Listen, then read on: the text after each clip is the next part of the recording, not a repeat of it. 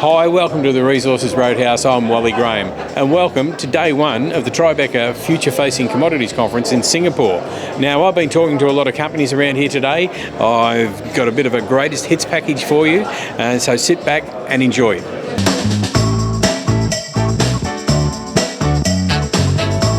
The nickel market hasn't been too friendly to nickel exploration or mining companies. How's it been affecting you guys? Yeah, it's interesting. We, being in Vietnam with our low cost base, we're actually okay with the current nickel price. So compared to obviously our Australian peers where costs are a lot higher, we've got the low labour costs, we've got the low power costs, we've got the hydro renewable power. So we're very competitive with the Indonesian market. So we actually think we can compete or even beat the Indonesian nickel miners from a cost perspective. So we're actually okay, but unfortunately sentiment does hit everyone equally. But yeah, we're actually pretty happy with the current nickel price and the current under our costs in Vietnam.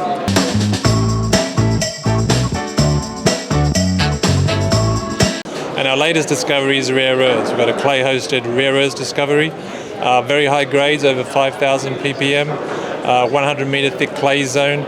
Again, it's just the start of a discovery, and we hope to drill it out. All right, if you're going to make a rare earth discovery, this isn't a bad time to be making one. So you say it's in WA. All right, so where is it? Yeah, it's called the Destiny Project, so it's not too far from Kalgoorlie, so it's in an established mining region. Lynas is just building a processing centre down the road, so it's all positioned for hopefully growth opportunity.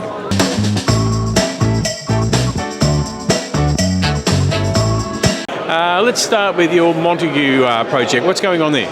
Yeah, we've had some great results coming out this week. First pass field mapping identified abundant pegmatites over a very large area and look like they've got all the ingredients to be another lithium field discovered by Premier One. All right, and there's some other stuff going on around that project, isn't there? Yeah, we're in a joint venture there with Gateway Mining, so people might know about the correlation between gold and lithium. We're looking for that Goldilocks zone in relation to it. So a lot of gold companies have to focus on obviously the gold component to it, but we've been able to look at how creatively we can get onto that ground and explore for lithium in new locations. So we've got a new discovery of a previously unidentified lithium fertile system at Montague. We've got another one up at Meekatharra at Abbots North as well. So we're pretty excited that our approach is getting us into new areas that host maybe the next big Greenbushes type discovery.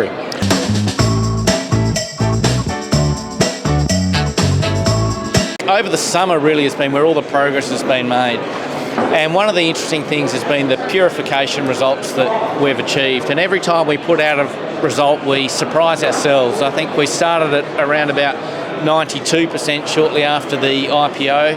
Then we did 92.87 after when we did some chemical purification. And at the time, we thought that was a very big number and we wondered what was next. We then managed to achieve 99.99 with thermal purification. And since I spoke to you last time, we've managed to now optimise that to get this, Wally, 99.9992% carbon. So, and that actually takes us into the nuclear spec. But the running joke around Saratogan is, what's next? Maybe it's 103%. But the takeaway is Saratogan's gone nuclear.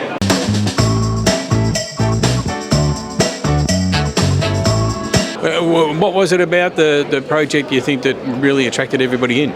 Yeah, it's the overlooked opportunity. The district scale is what's attracted attention. So it's the Alice River is an old mine that produced about 30,000 ounces at 5.5 grams gold back in the 90s, and it's had almost no exploration completed in the last 20, 25 years.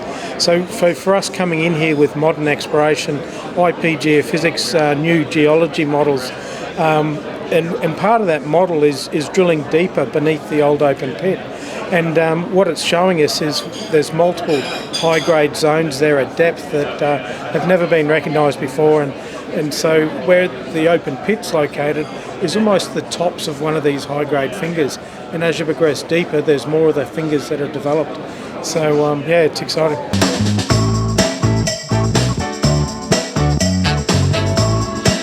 Phil, just before we came on air, we were talking about your Springdale Collie project, a bit of a combined project because of the two different elements of it.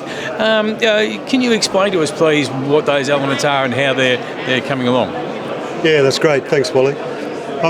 So we start off with a resource based at Springdale in southern Western Australia, and we've recently done 20,000 extra metres of drilling there and tripled the size of the resource. Very happily, we also won Discovery of the Year by doing so, and we're now proceeding down the full feasibility route. We completed an advanced scoping study late last year on it, and that showed the viability of the project. So we're really working that in conjunction with the downstream processing approach.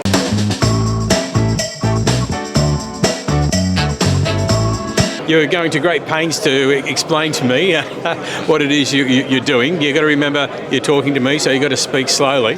But okay, so you're taking a waste product and turning it into a new energy source. Is that right? That's right. When we use the pine trees out of New Zealand, and we take the chemicals out of them first, and then with the waste product that's generated, which is the spent wood, we compress that, and then we cook it, and we turn it into what's called a torrefied wood pellet or a black pellet, which is an energy source for it's a drop-in replacement for coal. And we've actually contracted the entire first factory out to New Zealand's largest coal distributor, and that's going into all sorts of industry like the milk dairy companies, different things like dry cleaners, sawmills. Anyone that's using coal currently, they can use this as a direct replacement, and it's very important in New Zealand because it's for decarbonising, but New Zealand's actually outlawed coal from 2037, so we need to find alternative replacements. Yep. It wouldn't be surprising to have a copper project in Queensland, which you have, the Briggs Copper Project. Yeah. Can you just tell us how that's moving along? Yeah, it's moving along very nicely. It's a very large project. We've got over 400 million tonnes now outlined in our initial inferred resource, so we're very pleased with that. So there's over 1 million tonnes of copper metal in the ground. We've also got quite a lot of molybdenum credits as well. So the resource is shaping up as being very large. There's a couple of other things we really like about it. One, it's right at surface. So it's got the potential for very low strip ratio open pit mining. It's clearly going to get bigger. I mean, we've only drilled probably less than a half of the surface geochemical anomaly, which is quite pronounced. So the system's sort of over 2 kilometres long and 1 kilometre wide. So we're very confident that it's going to grow in scale.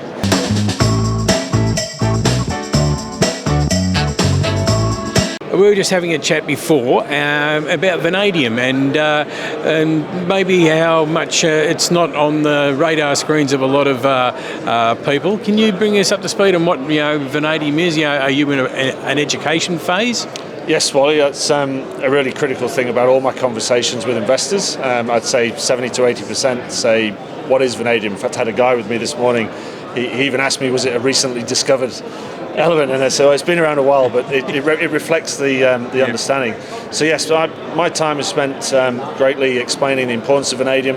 I think not many people realise it's in the steel sector. It's a hardening agent. So all the buildings around us have a lot of vanadium, or vanadium is within that. 90% of the world supply goes into that use. But what's really growing is the redox flow battery sector.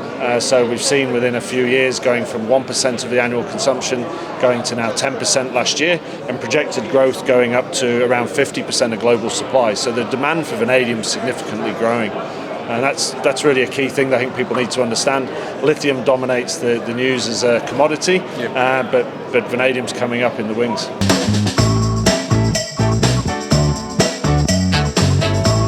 Just before we came on air, we were having a quick chat, and you were discussing the difference between having a nickel project in Australia compared to your Jaguar nickel project, which is in Brazil. Yep. There seems to be some sort of outstanding differences there.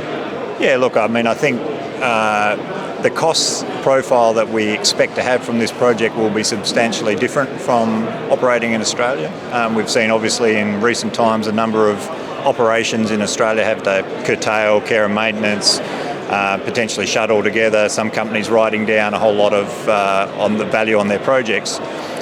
For us, we've pushed ahead with this Jaguar project. We believe that the operating costs will be low, principally driven by what we think will be the power cost at around 3 cents a kilowatt hour in US dollars. So that's a massive advantage when it comes to looking at the cost structure of the project, which should enable us to, I guess, operate side by side with all of this Indonesian supply that's coming on. So yes, Indonesian market is real.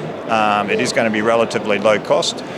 We need to be able to compete with that, and we think that we will because of some of the unique attributes that go on in Brazil. I think when you overlay that then with what that power looks like from an emissions perspective, we have this added benefit of being in Brazil in that 80% of Brazil's grid power is coming from renewable sources, principally hydro. So we can tap into that and have a very low emission footprint, which then when you compare that to Indonesian supply, it puts us in a very strong advantage to attract investment, strategic partnering and the like.